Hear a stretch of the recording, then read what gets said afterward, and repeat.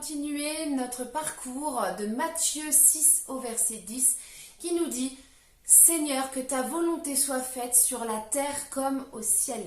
Les semaines précédentes, on a pu aborder différents sujets à ce propos. Et il y a une chose que nous n'avons pas traitée, qui je pense peut être pas mal d'abordée, c'est celle des tâches quotidiennes.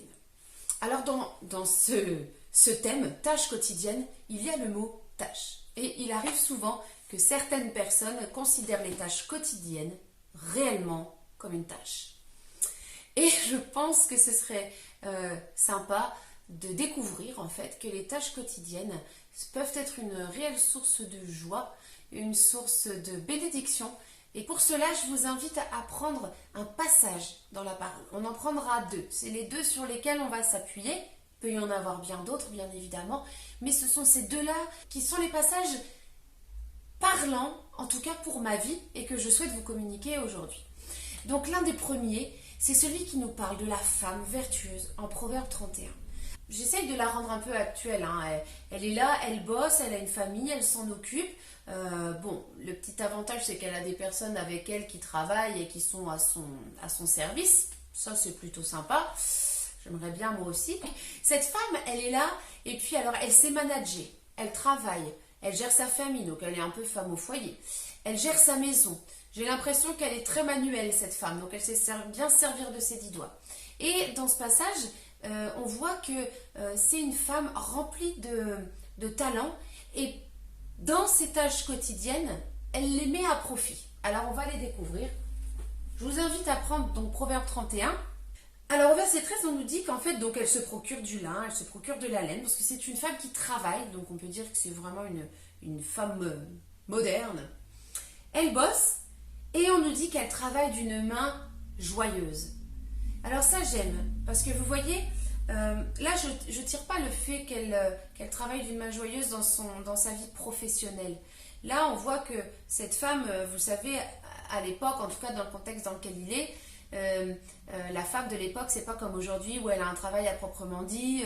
Non, elle est là, elle est dans son foyer et elle essaye d'avoir une activité qui va ramener du profit à la maison, qui va pouvoir mettre un peu de beurre dans les épinards. Elle a des talents, elle s'en sert et elle le fait avec joie. Elle travaille d'une main joyeuse. Donc, l'un des premiers points à garder, c'est de travailler d'une main joyeuse. Dans tout ce que vous faites, faites-le d'une main joyeuse. Ensuite, au verset 27, elle veille sur ce qui se passe dans sa maison et elle ne mange pas, attention, et elle ne mange pas le pain de la paresse. La Bible nous invite à être courageux, à faire les choses avec joie, avec zèle et avec envie. Donc, la paresse, on oublie un petit peu. Ses fils se lèvent et la disent heureuse. Son mari se lève et lui donne des louanges. Alors vous allez me dire, ouais, mais ça c'est le contexte parfait, Chanel, c'est la famille parfaite. Ben en fait, non. Je pense que c'est possible. Et je pense que certaines familles pourraient peut-être même nous donner des témoignages en nous disant ben non, moi j'ai toujours vu ma mère faire ça d'une main joyeuse, j'ai toujours vu mon papa se dévouer et faire le bricolage dans la maison parce qu'il a toujours voulu qu'on soit protégé, qu'on se sente bien. Ma maman qui nous faisait nos petits plats préférés, elle le faisait avec plaisir, elle rangeait nos chambres alors qu'on mettait vraiment le bazar. Et vous voyez, c'est un état d'esprit en fait. Je me mets avec une disposition de cœur positive et je cherche à accomplir la volonté de Dieu dans tout ce que je fais. Que ce soit la cuisine, que ce soit le ménage, que ce soit les courses, que ce soit gérer les comptes, que ce soit tout ce qui est administratif, faire les courses, aller au magasin, aller dans les transports, aller déposer les enfants à l'école, tout ce que je peux faire en fait, je le fais avec plaisir. Et je donne l'occasion aux personnes qui m'entourent de le voir et de louer ça. Vous voyez, c'est pas je ne veux pas être louée, mais comme je suis une source de bénédiction pour elles, elles attesteront de ça envers moi. Et ça, c'est la preuve que ce que nous le faisons bien. Et ensuite, la grâce est trompeuse et la beauté est vaine, ça c'est sûr. La femme ou l'homme qui craint l'Éternel est celle qui sera louée. Oui, parce que ce que j'aimerais préciser dans tout ça, c'est que là, nous avons parlé de la femme qui est vertueuse, de cette femme qui sera louée parce qu'elle a la crainte de l'Éternel. Mais bien évidemment, je ne veux pas oublier les hommes et je les ajoute au même titre que cette femme vertueuse parce qu'on sait bien qu'aujourd'hui, les femmes, quasiment dans la totalité, travaillent autant que les hommes. Elles ont elles aussi une activité et la plupart du temps, on se répartit les tâches quotidiennes dans le foyer. Donc, je vous invite vraiment à découvrir cette notion de femme vertueuse, mais aussi d'homme vertueux, d'être des hommes et des femmes qui vont accomplir les tâches quotidiennes d'une main joyeuse, avec le zèle et non la paresse, avec l'envie de bénir, de faire plaisir à sa famille et aux personnes qui nous entourent. D'un point de vue biblique, je vous invite à terminer avec Colossiens 3, verset 23. Tout ce que vous faites, faites-le de bon cœur, comme pour le Seigneur et non pour des hommes. Et ça, c'est le verset qui me tient moi chaque jour. Tout ce que tu fais, fais-le de bon cœur. Même si c'est pas ce que tu préfères, même si c'est pas ce que tu aimes, même si c'est pas ta passion, mais fais-le de bon cœur. Parce qu'en fait, ce que tu fais peut être une réelle source de bénédiction pour les personnes qui sont dans ton entourage. Tout ce que tu fais, fais-le de bon cœur pour le Seigneur. Et si parfois vous êtes dans une situation où à la maison c'est un peu le chaos et puis on n'a pas très envie de le faire, eh ben on oublie les personnes, puisque le verset nous dit ne le faites pas pour les hommes, mais faites-le pour Dieu. Tout ce que vous faites, faites-le comme si vous le faisiez pour le Seigneur. Alors voilà, d'un point de vue biblique, je vous encourage vraiment à méditer ces versets, à les revoir et à comprendre qu'en fait, tout ce que l'on fait, tout ce que l'on entreprend, est une occasion de manifester la volonté divine, la volonté céleste sur la terre. Tout ce que l'on fait, que ce soit nettoyer la douche, déposer les enfants à l'école, récurer l'évier, faire à manger, tout devient une occasion de louer et d'adorer Dieu, une occasion de bénir et d'être béni soi-même en retour. Maintenant, pour partir dans tout ce qui est un peu plus concret, pratique, je vais vous donner quelques exemples qui me sont arrivés, quelques conseils pratiques. Alors vous voyez, en commençant par les conseils, il y a plusieurs tâches ménagères que j'aime pas forcément, qui sont pas mon loisir préféré, comme le repassage. Le repassage, c'est quelque chose que j'affectionne pas plus que ça. Ça m'ennuie, je trouve ça long. Et quelque part, je me dis qu'au bout de 15 minutes, c'est déjà froissé sur nous. À quoi bon? Mais il faut le faire, il y a des fois où on n'a pas le choix. Et un jour, je discutais avec ma belle-mère, et puis c'est ma belle-mère qui me dit écoute, tu sais, moi j'ai une petite technique, c'est qu'en réalité, quand je repasse, eh bien, chaque vêtement que je prends qui est à une personne de ma famille ou à une personne qui est invitée, qui dort sur place et donc auquel elle s'occupe de faire les lessives, elle me dit qu'elle saisit ce temps de repassage et qu'elle le prend comme un temps de prière et elle va prier pour chaque personne pour lesquelles elle repasse. Et là, je me suis dit, oui, c'est une très bonne idée. Alors depuis, quand je repasse, je saisis l'occasion et je prie.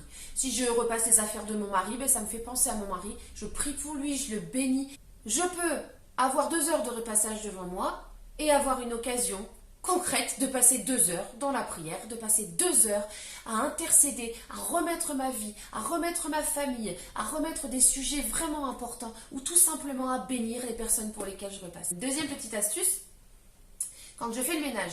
Pour moi, le ménage, alors ça reste quelque chose qui n'est pas non plus ma passion, mais je le fais avec plaisir parce que je copie un peu la femme vertueuse qu'elle m'inspire et parce que j'aime la propreté. J'ai aussi découvert que le ménage est une occasion de passer du temps en louange. Alors vous voyez par exemple, si je dois nettoyer toute la maison, en général il y en a pour 3-4 heures, eh bien j'ai 3-4 heures devant moi où je mets la musique, je vais mettre des louanges et je vais louer. Et la plupart du temps, je commence en louant et je pars en prière. Et si je nettoie pendant 3 heures, eh bien j'ai passé 3 heures dans la louange, 3 heures dans l'adoration. Alors oui, je ne suis pas à genoux, oui, je ne suis pas les yeux fermés. Mais je peux vous dire que j'ai passé des temps forts. Et ce sont des moments où je loue le Seigneur, je donne à Dieu et je reçois. Et ça, ce sont vraiment des choses que vous pouvez vivre au quotidien. Et c'est ça qui est beau. Parce que si vous faites chaque jour 1 heure de ménage chez vous, eh bien c'est chaque jour l'occasion de louer Dieu pendant 1 heure. Si vous faites chaque jour un peu de repassage, c'est chaque jour l'occasion de passer du temps dans la prière. Quand vous faites la cuisine, eh bien vous êtes là et vous pouvez donner du bonheur. Vous allez partager du bonheur autour de vous. Priez pour votre famille pendant que vous cuisinez. Priez pour les personnes pour lesquelles vous cuisinez. Là, on parle vraiment des tâches qui sont propres à la maison, mais il y a aussi tout ce qui est les tâches administratives, qui sont aussi quotidiennes. Quand on doit régler les factures, on s'occupe des finances de la maison, on s'occupe des inscriptions au sport, à l'école. Et bien là aussi, vous rentrez dans un domaine de votre vie où soit vous le considérez comme une tâche, c'est quelque chose de noir, un point noir dans votre vie, oh il faut le faire, on remet à demain parce qu'on n'a pas envie, parce que la plupart du temps on dit oh ça c'est pas mon truc.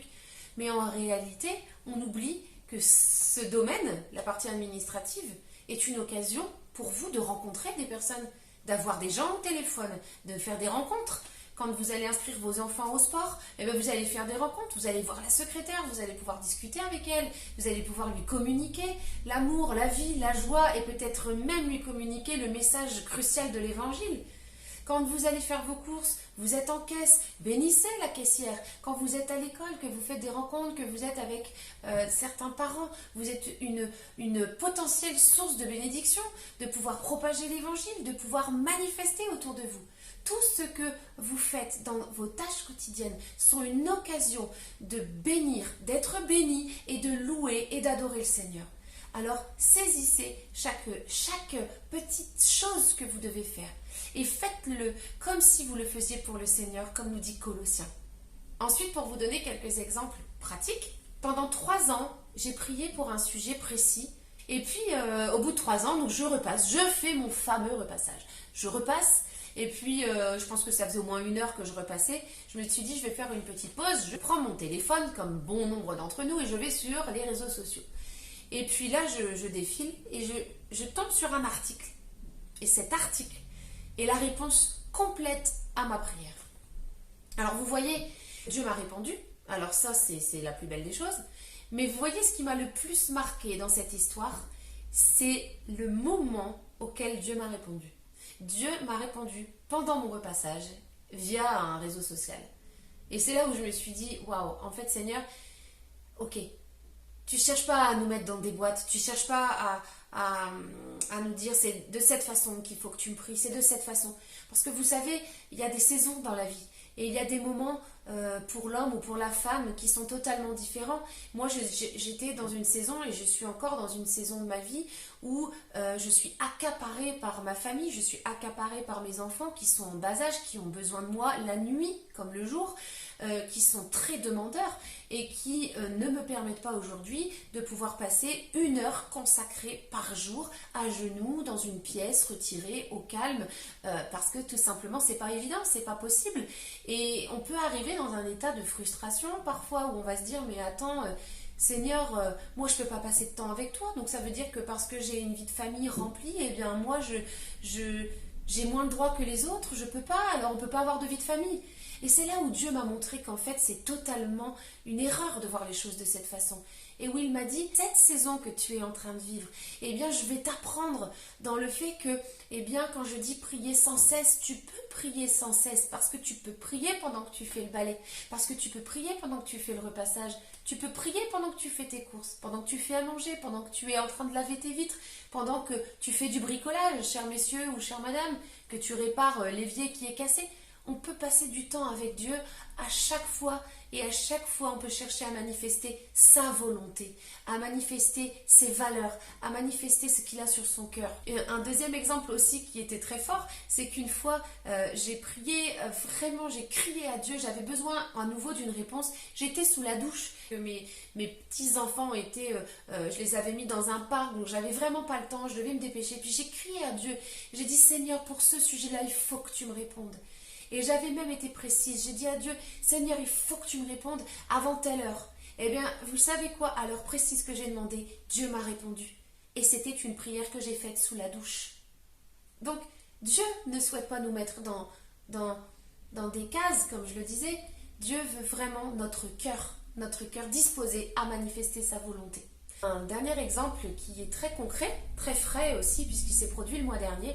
On a été atteint du Covid dans la famille. Donc j'ai perdu l'odorat, j'ai perdu le goût, j'ai perdu toute la force possible et inimaginable. J'avais plus le goût, oui, physique, mais moral aussi. Donc plus de force, à vide, zéro. Plus rien pour pouvoir m'occuper de ma famille. Donc autant vous dire que là, les tâches quotidiennes, je n'étais plus capable de les assurer moi-même. Je ne pouvais absolument pas me tenir devant un écran d'ordinateur pour faire quoi que ce soit. Je ne pouvais pas faire le ménage, je ne pouvais pas faire à manger. C'était impossible. C'est là où d'autres personnes, et j'en profite pour remercier à nouveau l'Église, notre famille complète, qui a été une réelle source de bénédiction. Parce que vous voyez, en fait, là, c'est plus mes tâches quotidiennes que j'ai effectuées. Je me suis retrouvée dans une situation, comme beaucoup peuvent parfois se retrouver. On se retrouve tous à un moment donné, dans une situation où on est dans l'incapacité de pouvoir accomplir nos tâches quotidiennes. Et comme je le disais, ça peut être parce qu'on est dans la maladie, parce qu'on attend un heureux événement, on a un bébé, et puis en tant que femme enceinte, parfois on ne peut pas assurer toutes les tâches quotidiennes.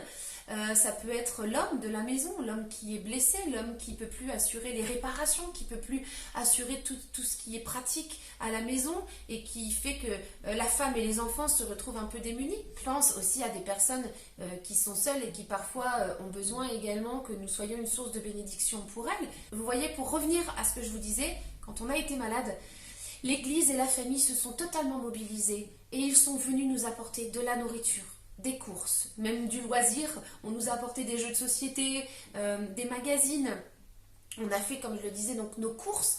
Et ça a été pour nous, en tout cas pour moi qui s'occupe le plus principalement de la maison, une bénédiction énorme. J'ai été bénie comme pas possible parce que je ne pouvais pas assurer quoi que ce soit. Et les autres ont pris le relais. Ils se sont servis des tâches quotidiennes pour être une source de bénédiction pour ma famille. Alors vous voyez, la chose qui est vraiment importante à retenir dans tout ce que nous disons depuis tout à l'heure, c'est que nous pouvons être une réelle source de joie, une vraie bénédiction pour notre entourage. Premièrement, quand nous faisons les choses, nous les faisons et nous allons atteindre notre famille. Nous allons les rendre heureux. On peut leur offrir un cocon, on peut leur offrir une maison douillette, on peut leur offrir des repas qui leur plaisent, que le frigo soit rempli, que tout soit fait avec joie et avec plaisir. Attention, tout ne sera pas toujours fait dans le meilleur des mondes, on est imparfait, donc oui, des fois, les choses ne seront pas faites en temps et en heure, parce qu'on ne peut pas toujours être parfaite. Mais quand on le fait avec le cœur, ça change tout. Et puis, comme je le disais, on est une réelle source de bénédiction pour notre entourage, beaucoup plus large, pour les personnes que l'on côtoie, pour les personnes que l'on a au téléphone dans le domaine administratif, pour les personnes que l'on côtoie directement à travers nos tâches quotidiennes, quand on va déposer nos enfants, quand on fait le taxi un peu partout.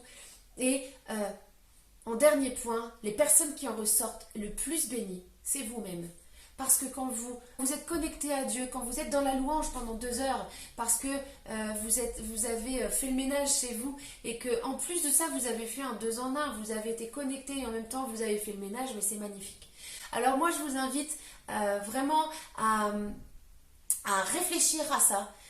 Si vous êtes quelqu'un qui avait du mal avec les tâches quotidiennes, qui remettait souvent à demain, et pensez peut-être à relire Proverbe 31, ou quelques proverbes qui nous encouragent à être courageux, à ne pas remettre à demain. Je vous encourage aussi à tout faire par amour. Alors je vous remercie, je vous souhaite à tous de bien réfléchir à ce domaine, de propager autour de vous la volonté de Dieu. À bientôt!